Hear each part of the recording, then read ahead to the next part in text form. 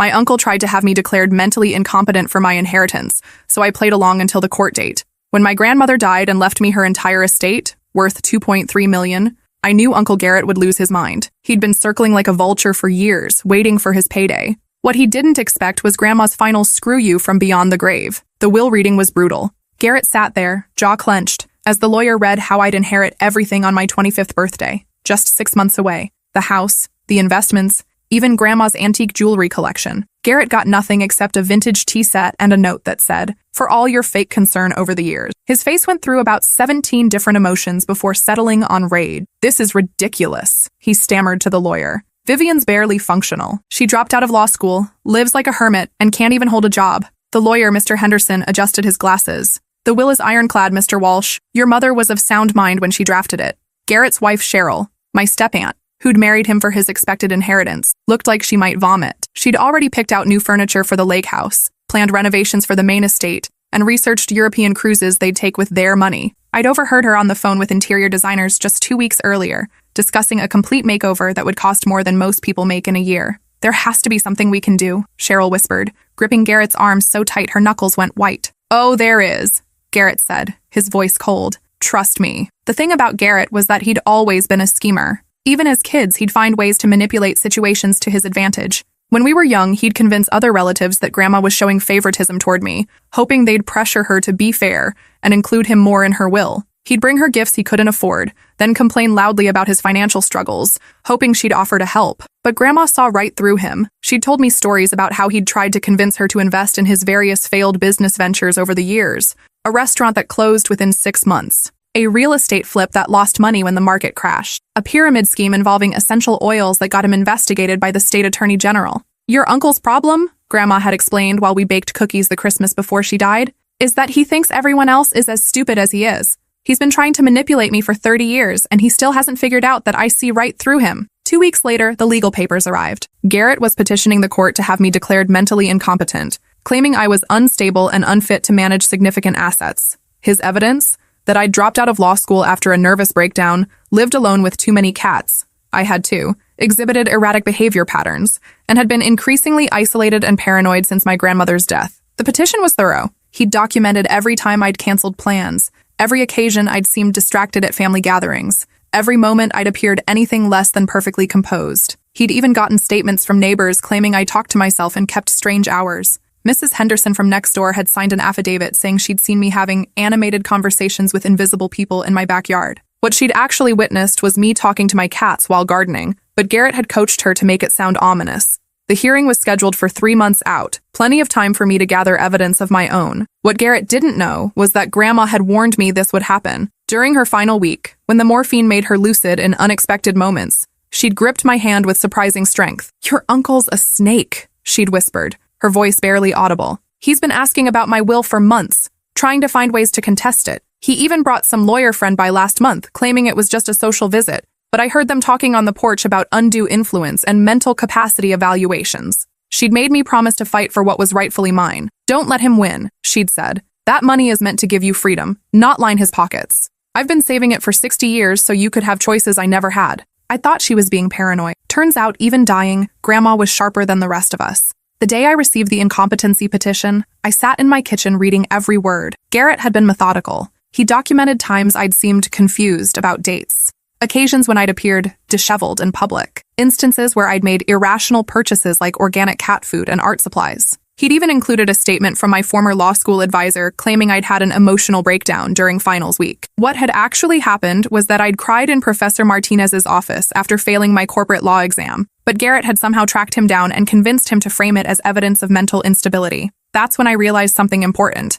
If Garrett wanted to see crazy, I'd give him a performance he'd never forget. But first, I needed to understand exactly what I was up against. I spent 3 days researching competency law, guardianship proceedings, and the specific requirements for having someone declared mentally incompetent. The more I learned, the more I realized how easily the system could be manipulated by someone with the right connections and enough malicious intent. I also started investigating Garrett himself. If he wanted to play dirty, I'd dig up every piece of dirt he'd ever buried. I started small with the performance. At family dinners, I'd stare blankly when spoken to, then suddenly laugh at nothing. I let my hair get greasy and wore the same clothes multiple days in a row. When Garrett visited to check on me, I'd leave dirty dishes everywhere and mutter about hearing voices. The neighbors are watching me, I'd whisper, peeking through curtains with exaggerated paranoia. They know about the money. They know Grandma told me secrets before she died. What secrets, honey? Garrett would ask, leaning forward with fake concern while his eyes gleamed with interest. Can't tell, I'd mutter, shaking my head rapidly. The walls have ears.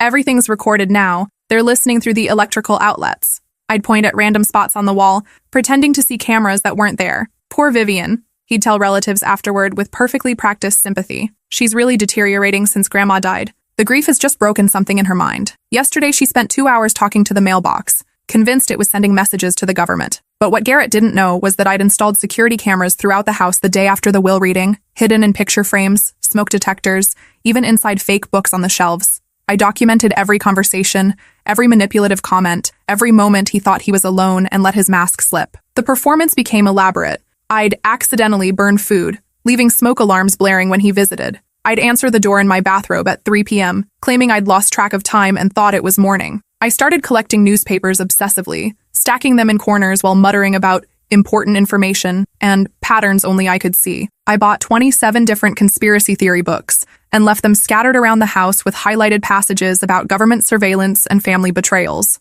I set up a bulletin board covered in red string, connecting random photos, newspaper clippings, and handwritten notes that seemed delusional, but were actually grocery lists written in code.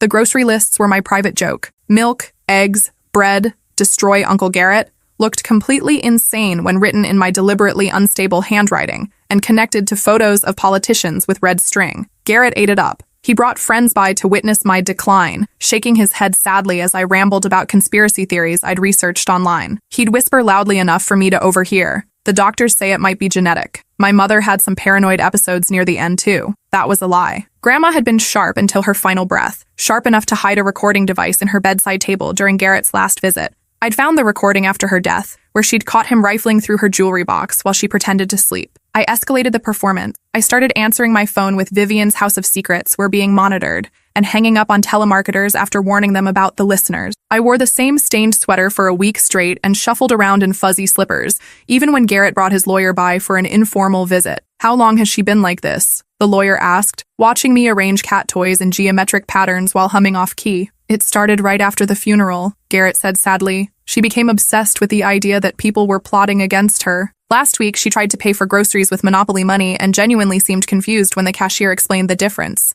That last part was true. I'd practiced looking genuinely bewildered when confronted with the concept of real currency versus board game money. The acting exercise had been surprisingly therapeutic, and the cashier had been so concerned she'd called the store manager to help the confused young lady. I could see the lawyer mentally calculating how easy this case would be. A clearly delusional young woman with documented erratic behavior up against a concerned family member just trying to protect her? It would be a slam dunk, if only they knew about the cameras capturing every word. During this time, I was also building my real case. I hired a private investigator named Ruby Chen, a former police detective who specialized in family financial disputes. Ruby was recommended by one of my law school professors who'd stayed in touch after I dropped out. Your uncle's got this whole thing planned out, Ruby explained during our first meeting at a coffee shop across town. I've been looking into his finances, and the man's desperate. He owes money to contractors, gambling buddies, even the IRS. Without that inheritance, he's looking at bankruptcy within 6 months. Ruby had already discovered that Garrett had been stealing from Grandma before she died. Small amounts from her checking account, jewelry pieces he claimed she'd given him, even a forged signature on a loan document 6 months before her death where he'd borrowed against her house without her knowledge. The interesting thing, Ruby continued, spreading documents across the table, is that your grandmother seems to have known about the theft. She kept detailed records of everything that went missing, complete with dates and descriptions. She even had her jewelry appraised and photographed before some of his visits. This was news to me. Grandma had been building her own case against Garrett. There's more, Ruby said. Your uncle's been telling people for years that your grandmother promised him the inheritance. I've got recorded conversations where he's bragging about how he'll be set for life once the old lady dies. He even pre-ordered a boat last month, telling the dealer he'd have the money soon. The boat was a 30-foot cabin cruiser that cost more than most people's houses. Garrett had apparently put down a $50,000 deposit and told the dealer his inheritance would come through any day now. Ruby also discovered that Garrett had approached several other family members, trying to get them to support his competency claim. He'd offered my cousin Derek $10,000 to testify that I'd seemed unstable at Christmas dinner. Derek had recorded the conversation and sent it to Ruby. Your uncle's not just greedy, Ruby explained. He's sloppy. He's leaving evidence everywhere because he's so confident this will work. The real breakthrough came when Garrett brought Dr. Morrison to examine me, a psychiatrist who apparently owed Garrett money from their weekly poker games. Ruby had discovered this connection through her police contacts. Morrison's got gambling debts up to his eyeballs, Ruby had explained. Your uncle's been floating him loans for months, and the good doctor's license is already under review for some questionable diagnostic practices in other cases. For Dr. Morrison's visit, I prepared my masterpiece performance. I spent hours researching the symptoms of various mental health conditions, not to mock them, but to create a convincing portrayal that would fool a corrupt psychiatrist who wasn't paying attention. I pretended to have a complete breakdown during the evaluation, sobbing about imaginary threats and claiming the walls were listening to our conversation. I refused to make eye contact, rocked back and forth in my chair, and insisted that my cats were the only ones I could trust because they couldn't be bought or corrupted. The government put chips in everyone's phones, I whispered, glancing around frantically. But cats don't have phones. That's why they're safe. That's why I need so many of them. They're the only witnesses I can trust. I only had 2 cats, but I'd been buying cat supplies in bulk to support my crazy cat lady image. My basement was stocked with enough cat food to supply a shelter, and I'd set up multiple litter boxes throughout the house to make it look like I was hoarding animals. Dr. Morrison barely looked up from his notepad as he scribbled his predetermined diagnosis. The whole evaluation lasted maybe 20 minutes, and he spent most of it checking his phone and making notes that had nothing to do with my behavior. Do you hear voices that other people can't hear? He asked in a bored tone. Only the cats, I replied, then started having a full conversation with my tabby, Mr. Whiskers, about the doctor's suspicious motives. You see it too, don't you? The way he's not really listening? He's already decided what to write. Morrison didn't even react to this obviously staged behavior. He just scribbled more notes and asked perfunctory questions about my sleep patterns and appetite. Severe paranoid delusions with possible schizophrenic episodes, he told Garrett afterward, thinking I was upstairs napping. She's clearly unable to distinguish reality from fantasy. The cat obsession is particularly concerning, classic sign of isolation-induced psychosis. She'll never be competent to handle that inheritance. I'll make sure the court sees that. How much will your testimony cost? Garrett asked bluntly. Consider my poker debt forgiven, and we're even, Morrison replied. Plus my usual expert witness fee, of course. Gotta make it look legitimate. They laughed like old friends sharing a joke. I recorded everything from the air vent above the kitchen, where I'd installed one of my best cameras. Meanwhile, Ruby was uncovering more evidence of Garrett's desperation and criminal behavior. We discovered he'd been living off credit for the past 5 years, using one credit card to pay another in an endless cycle that was about to collapse. Your uncle's been telling creditors that he's expecting a large inheritance, Ruby explained during one of our weekly updates. He's used that story to get extensions on loans, advance payments from contractors, even convinced his mortgage company to defer payments for 6 months. The web of lies was staggering. Garrett had promised the same inheritance money to a dozen different creditors. When the will reading revealed he wasn't getting anything, his entire financial house of cards would collapse. There's something else, Ruby said, pulling out another folder. I found evidence that your uncle tried this same scam with his grandfather 15 years ago. Different circumstances, but the same basic approach. Claim the heir is mentally incompetent, get yourself appointed guardian, control the money. The grandfather case had failed because other family members had intervened, but it showed that Garrett's current scheme wasn't a desperate last-minute idea. It was a calculated pattern. 3 weeks before the hearing, I made contact with Garrett's ex-wife, Rita. She'd been bitter about their divorce for 15 years, especially since Garrett had hidden assets during the proceedings and left her with almost nothing. He's trying to steal your inheritance? Rita laughed harshly over coffee at a diner downtown. That sounds exactly like him. The man thinks he's entitled to everything that isn't nailed down. During our marriage, he tried to convince my elderly aunt to change her will and leave him her house. When that didn't work, he actually suggested we contest it after she died. I explained my plan. Rita's eyes lit up with vindictive joy that was almost frightening. I've been waiting years to watch that man get what he deserves, she said. Count me in. I've got boxes of evidence about his financial manipulations. Rita had saved every piece of documentation from their marriage, including evidence of Garrett's previous attempts to manipulate elderly relatives. His own grandfather had changed his will 3 times after Garrett's visits, each time giving him less money as he caught on to his grandson's schemes. Garrett tried the same thing with my grandmother, Rita explained, pulling out a folder thick with documents. He'd visit her when she was sick, bringing flowers and fake sympathy, then suggest she update her will to make things easier for the family. When she refused, he started spreading rumors about her mental state, claiming she was getting confused and might be taken advantage of by unscrupulous relatives. She showed me bank records proving Garrett had forged checks from his grandfather's account, medical records that contradicted his claims about the old man's mental state, and even a confession letter he'd written during their divorce, where he admitted to various financial schemes. The best part, Rita said with a vindictive smile, is that I recorded most of our arguments during the divorce. He admitted to all kinds of stuff when he was angry,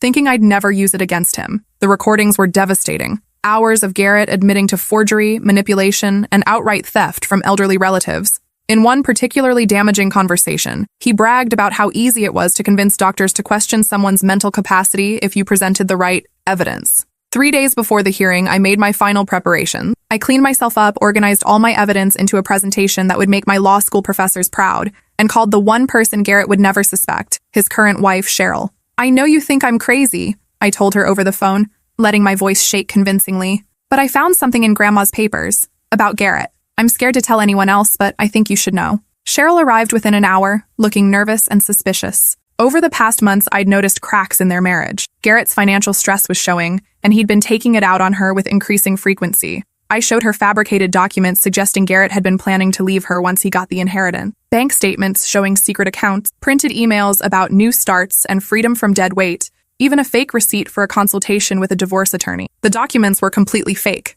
created by Ruby's tech-savvy nephew. But Cheryl's reaction was real. Years of suspicion about Garrett's faithfulness came flooding out. "That bastard," she whispered, tears streaming down her face. I knew something was wrong. He's been so secretive lately, taking phone calls in the garage, staying out late for business meetings that don't exist. She told me about finding credit card bills for expensive restaurants where he'd taken clients she'd never heard of, hotel receipts for overnight trips that didn't match his supposed work schedule, and mysterious cash withdrawals from their joint account. I comforted her while secretly recording our conversation. By the time she left, Cheryl had agreed to testify about Garrett's financial desperation and his comments about doing whatever it takes to get Grandma's money. "He said your grandmother was a selfish old bat for not leaving him anything," Cheryl admitted. "He said she'd lost her mind and didn't understand what family meant. He even joked about having her declared incompetent before she died, but said it was too late because she'd already made the will. This was perfect evidence of premeditation. There's something else," Cheryl continued, her voice dropping to a whisper. "Last week, he brought home some medical forms and asked me to sign them as a witness. He said they were just routine paperwork, but when I looked closer, they were requests for your medical records from various doctors. He forged your signature on the authorization forms. This was a federal crime. Garrett had committed medical privacy violations to build his case against me. The morning of the court date, I walked into that courtroom looking like a completely different person, clean, composed, wearing a sharp business suit I'd hidden in my closet for months. My hair was professionally styled, my makeup perfect. I looked every inch the competent law school graduate I actually was. Garrett's face went white when he saw me. He leaned over to whisper frantically to his lawyer, who looked equally confused. "What happened to her?" I heard him hiss. "She was completely out of it yesterday." His lawyer, a sleazy-looking man named Patterson who specialized in questionable guardianship cases, tried to recover quickly. "Sometimes people with mental illness can have moments of clarity," he whispered back. "It doesn't change the underlying pathology." But I could see the doubt creeping into his eyes. The hearing began with Patterson presenting Garrett's case. He called several witnesses who testified to my supposed erratic behavior over the past months. Mrs. Henderson from next door repeated her story about the animated conversations with invisible people. Dr. Morrison gave his rehearsed testimony about paranoid delusions and cognitive decline. "The subject exhibits classic signs of paranoid schizophrenia," Morrison told the judge confidently. "She's unable to distinguish reality from fantasy and poses a danger to herself if left unsupervised. Her obsession with cats is particularly concerning, as is her belief that she's being monitored by government agencies." He presented his notes from our session, complete with fabricated quotes and exaggerated symptoms. "In my professional opinion," Morrison concluded, "Ms. Walsh is wholly incompetent to manage her own affairs, let alone a significant inheritance. She requires immediate guardianship and potentially long-term institutional care." The judge, an elderly man named Harrison, who'd been on the bench for 30 years, listened carefully to each witness. I could see him taking notes, occasionally glancing at me with what looked like concern. Then it was my turn. I stood up, walked to the judge's bench with perfect posture, and handed over a flash drive containing everything I'd gathered. "Your Honor, I'd like to present evidence that this entire petition is fraudulent." The courtroom erupted. Garrett jumped to his feet, but his lawyer pulled him back down with a sharp yank. "Objection!" Patterson shouted. "This is highly irregular!" "Overruled," Judge Harrison said calmly. "I'm curious to hear what the respondent has to say. Please proceed, Ms. Walsh." I had prepared a presentation that laid out Garrett's scheme methodically. First, I played the recording of Garrett and Dr. Morrison's deal. The judge's expression darkened as he heard them discussing falsified testimony and debt forgiveness. "This is fabricated," Garrett shouted. "She's making this up." "Mr. Walsh," the judge said coldly, "you'll have your chance to respond. Sit down." Next came the financial records showing Garrett's desperation and theft from Grandma's accounts. Ruby had done beautiful work documenting every fraudulent transaction, every forged signature, every lie he'd told to cover his tracks. I showed evidence of the boat deposit, the promises to creditors, the hidden credit card debt, even his attempts to manipulate other family members into supporting his case. Your Honor, I said, my uncle isn't trying to protect me from financial mismanagement.